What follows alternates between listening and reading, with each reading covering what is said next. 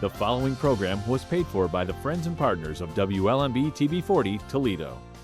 Every day is not going to be perfect, but the great thing about it is that you don't have to be perfect. All you have to do is know that when you're not, that you just need to come back to ask for forgiveness, and tomorrow is going to be another day, and He's going to give you another opportunity to make it right.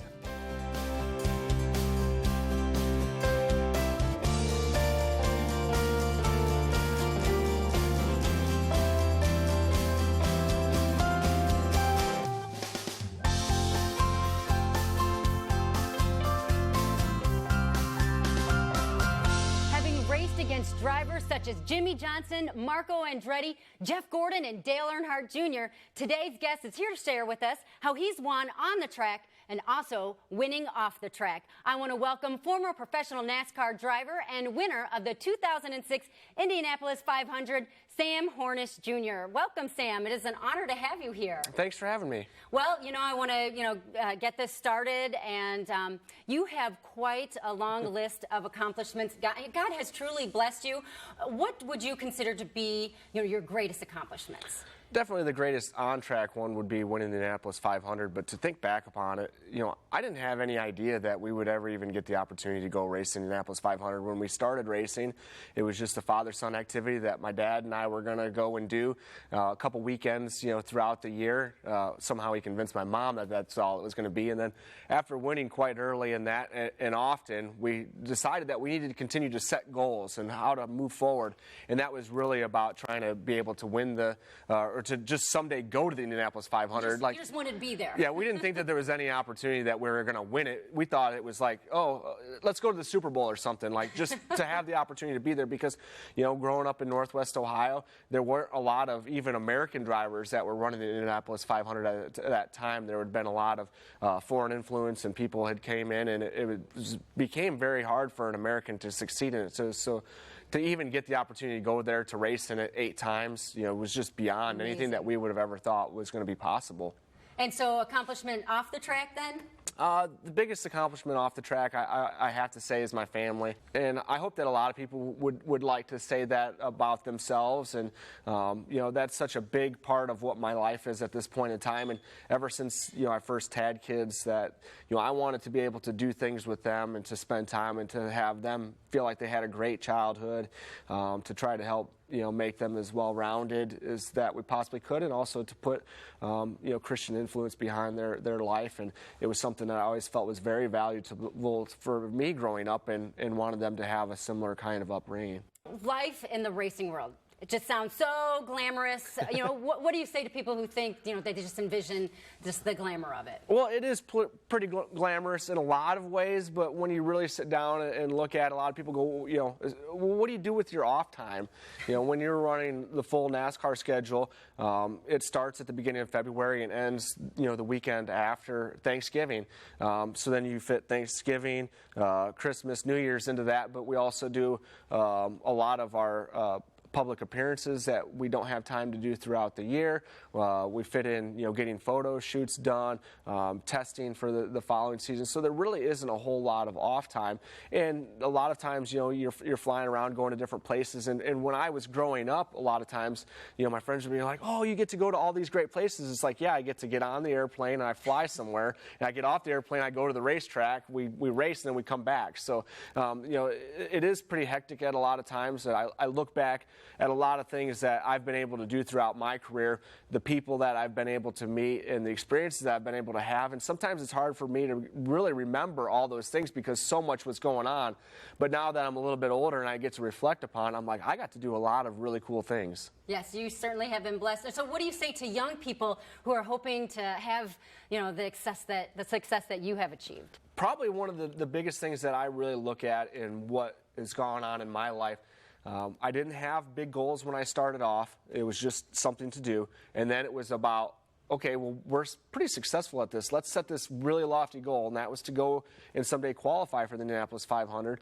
So at 20 years old, I basically had achieved my lifelong dream. Well, it was to set another goal, and that was to win the Indianapolis 500, and I was able to do that in 2006. And then I decided that I needed to have another goal, and I being a successful NASCAR driver, even though it was different than anything else that I'd done throughout my career, we felt like that was something that, if we could do this, that's the next thing. But really, what I learned through all of that is if those are your goals and your only goals are about, setting these accomplishments that are part of this lifetime, you will at some point in time go down the road and you will feel a little bit less enthused about what all that you've been able to do. Right. And I look back at it and I sat there and, when I quit driving Indy cars, and even to this point, I go back and forth with Will Power about who has the best win percentage. I'm not running Indy cars anymore, so if he runs a couple races and doesn't win, he falls a little bit behind me. But somebody once told me, is that what you're going to take to God? Of that you had the best IndyCar win percentage? And no, that's not it.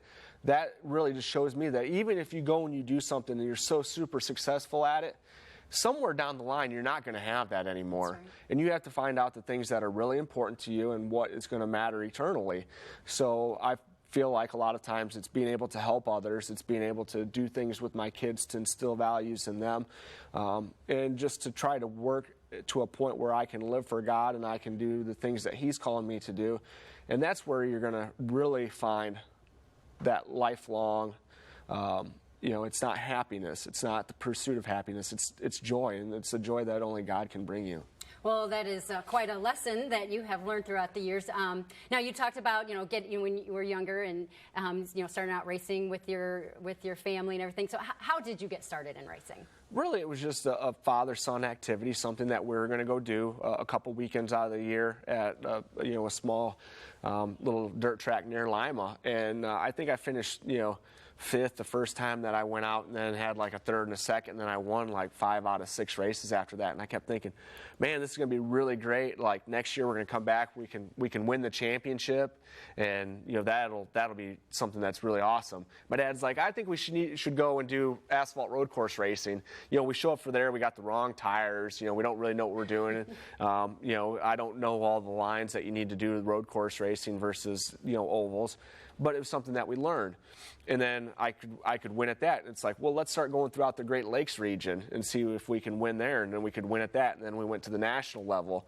And as soon as I was like, Dad, like every time that I can start like winning all the time, you want me to go and move up and learn something different. I'm like, why can't I be like the big fish in a small? That's a good father. Keep you going. Yeah, and in some way, shape, or form, when I got to Indy cars after running multiple different levels to be able to get to that point, I sat there and I'd won the Indianapolis 500. I'd won the championship 3 times. I was closing in on 20 wins in that series, and I'm like, okay, what's the next challenge? And I'd had the opportunity to run the International Race of Champions, the IROC Series, and run against guys like Tony Stewart and Mark Martin and Jimmie Johnson and Dale Earnhardt Jr. And I'm like, maybe that's the next goal. I'm really good on the ovals. Let's see if I can do that. And in a lot of ways, we jumped into it, kind of head first. And with all the success that I had in Indy cars, like I felt like I should be able to get this, and I'm going to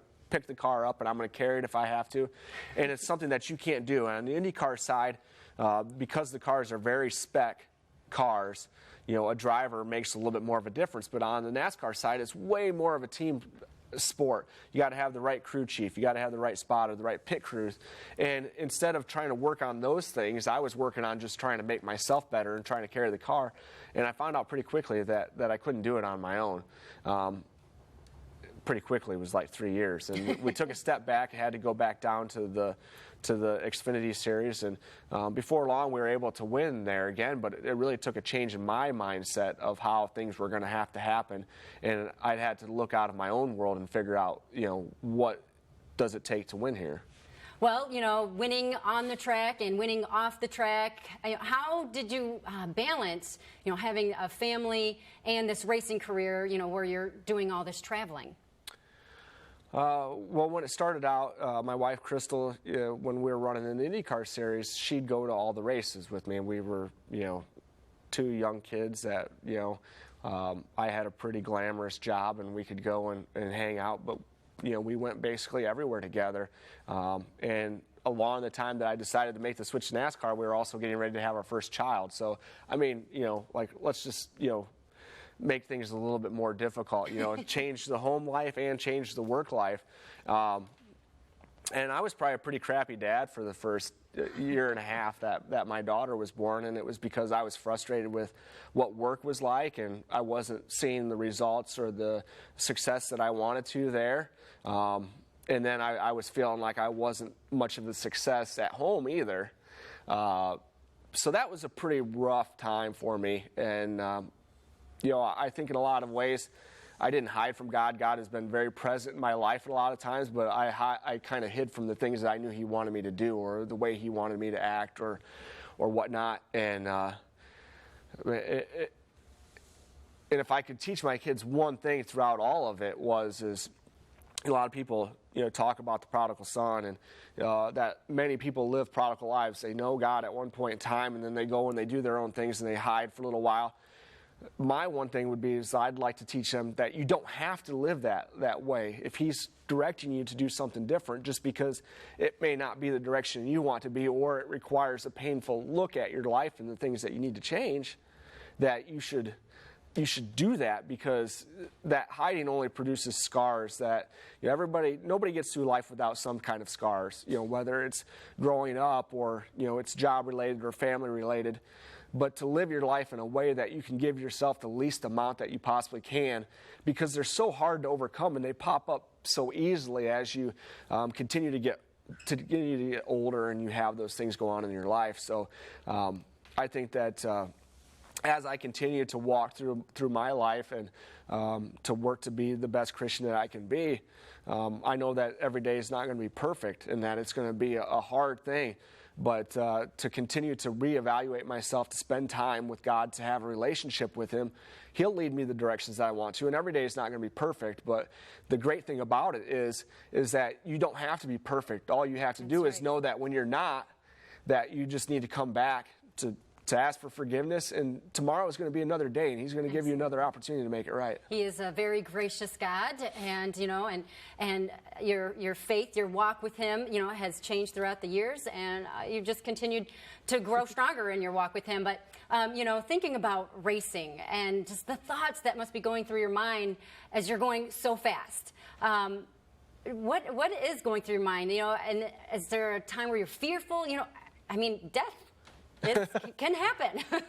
It can, and once the engine fires, you kind of have to block all that out. Ready to go. A lot of people, they go, well, do you ever listen to the radio when you're driving, or it's like you can't, like it requires so much focus that sometimes like even your crew chief or the spotter will be talking, and you block those things out because you are 100% focused in on what you're doing at that point in time, because that's what it takes. Now, did you ever crash? Oh, I've crashed way more times than what I should have, especially when I went to stock cars, because a stock car, when you drive it, if you're looking at 100% of the time, 90% of the time, if you have you get loose or the car pushes or whatever, you can correct it, and 10% of the time you can't. Whereas an IndyCar is about 10% of the time you can correct it, 90% of the time you can't. I go, well, if I can correct it all the time, that's what I should do, But that's not the way that you should drive those cars. And so I've had some crashes. I've been very fortunate that the most I've ever really got hurt was, to break my foot. I broke a couple bones in my foot one time.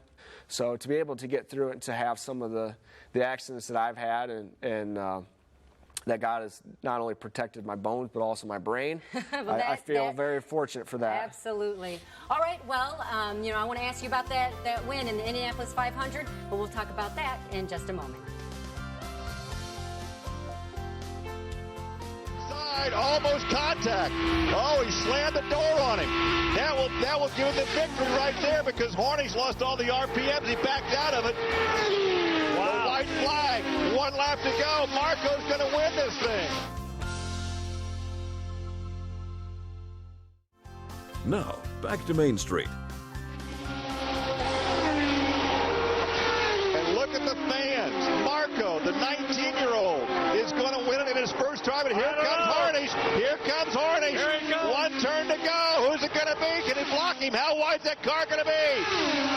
This could be the closest ever. Who's going to win it? Oh, Hornish won it. Hornish took it. Can you believe that? Hornish took it at the finish line. I can't believe it. And look at Mario. He can't believe it. He can't believe it either. No way. Well, that is just amazing. I mean, that day must have just been like a dream to win the Indianapolis 500. Our program director here at WLMB, Jeff Milsagel, he was actually there that day, saw you win. And, so I had to ask him, because he's a big racing fan, I had to ask him, so what one question would you ask Sam Hornish Jr.? And he said, what was it like going around that fourth lap, going 230 miles per hour? What was that like to win the Indianapolis 500?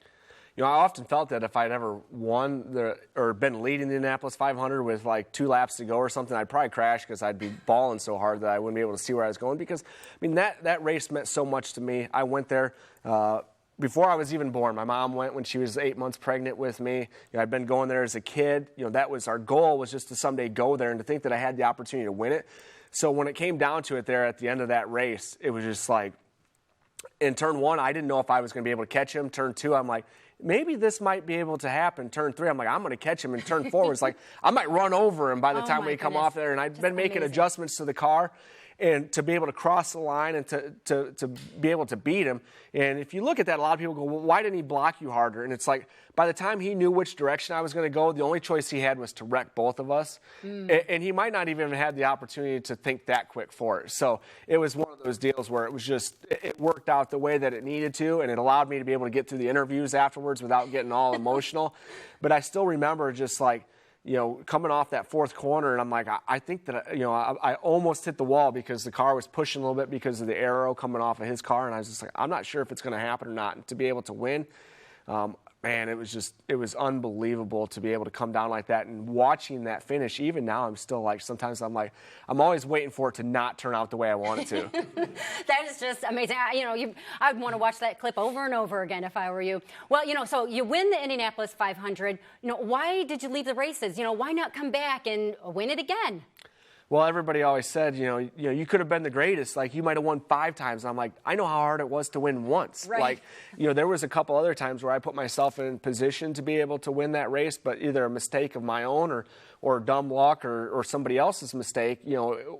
I hadn't even finished it up until that point, all 500 miles. So I knew that could be difficult. And, I sit there and I think about watching that end of that. I hadn't seen it for a couple of years, and as we were getting close to the 100th running earlier, last season, my daughters are like, "Oh, Dad, there you were in that video right there." I'm like, so I showed them, and they're like, "Wow, that is so cool."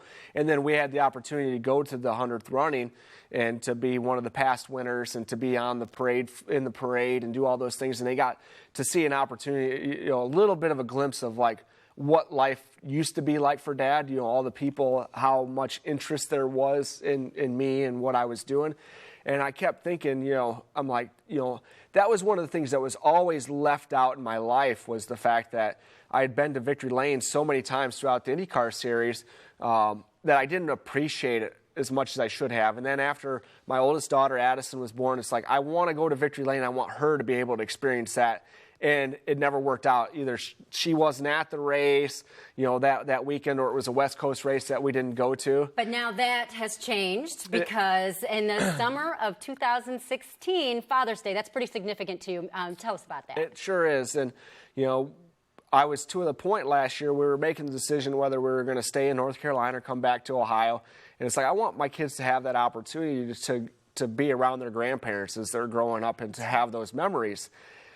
But for me, that also meant if I'm not living in the North Carolina area, that's kind of like I'm giving up, because it's very important when you're running NASCAR to be living, down there. And I'm like, well, I want more for them than I want for me. So we had the opportunity to go to Indianapolis, and they got to see that. And then the week before Father's Day, I got the call to come and to fill in for a driver that, was hurt and couldn't run. And we jumped in the car and you know, I felt pretty good about the weekend. It was at Iowa Speedway, which is a place that I'd won at before, and I was getting the opportunity to run for Coach Gibbs, you know, in one of their cars, and you know, they're pretty good wherever they go to. So I decided that I wanted my wife and kids and my parents to come out, and we pretty much dominated. I think we, you know, led 186 laps out of the 250 that day. And I was so pumped up about winning that race, and all I could think about when I crossed the finish line was, like, the kids are finally going to get to go to victory lane with Dad and get to experience that. And I remember turning the corner, and I saw them, and I'm like, instantly, like, eyes start watering, and I'm, like, getting choked up.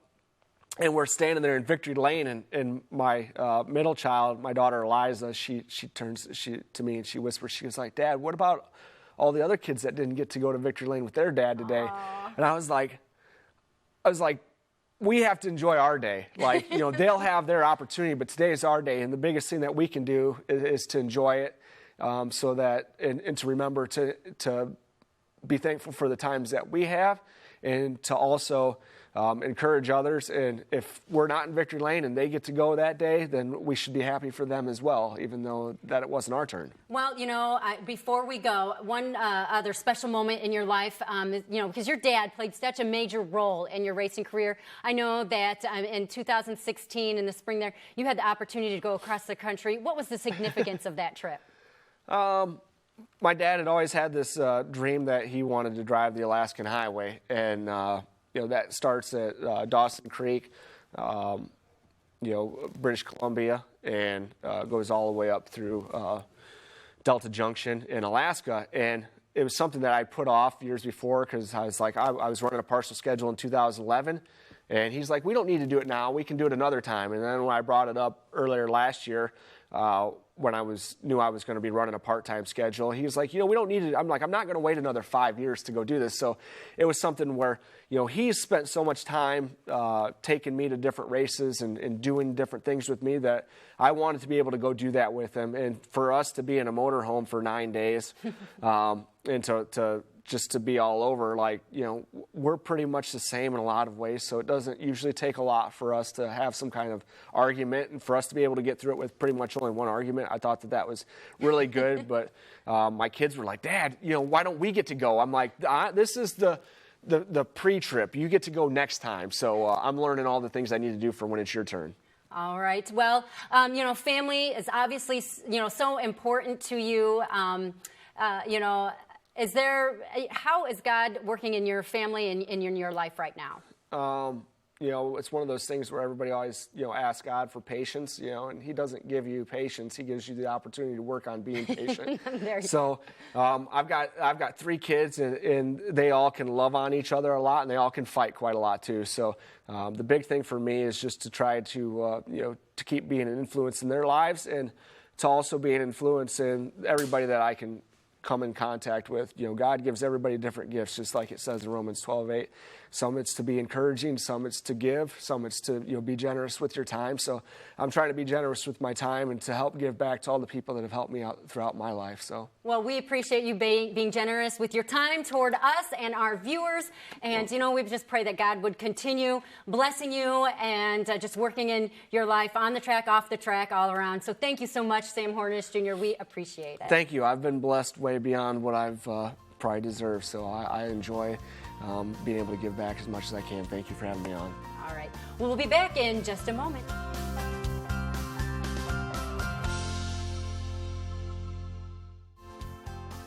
Now, back to Main Street. Well, what an honor it was today to have Sam Hornish Jr. in the WLMB studio sharing his story of winning on the track as well as off the track. You know, winning is fun, but oftentimes in order to win or even just compete, there is a cost, and it can take a great deal of sacrifice. In 1 Corinthians, the Apostle Paul compares our spiritual life with a race. We read, "Do you not know that in a race all the runners run, but only one gets the prize? Run in such a way as to get the prize. Everyone who competes in the games goes into strict training. They do it to get a crown that will not last, but we do it to get a crown that will last forever. You know, Sam has a long list of accomplishments. However, his eyes are now on the greatest reward, an eternal prize. So keep your eyes on Christ. Train for the reward to accomplish what God has called you to do. Well, if you've enjoyed today's programming, we would love to hear from you. We'd love some feedback. You can visit our webpage at WLMB.com or on social media. We're on Twitter, Instagram, or Facebook at WLMB-TV 40. Well, thank you, and we'll see you next time on another great episode of Main Street.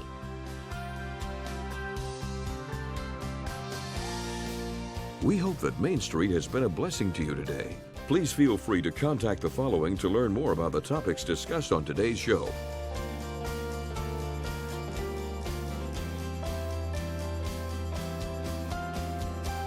WLMB would like to thank all the faithful supporters of WLMB that make this program possible.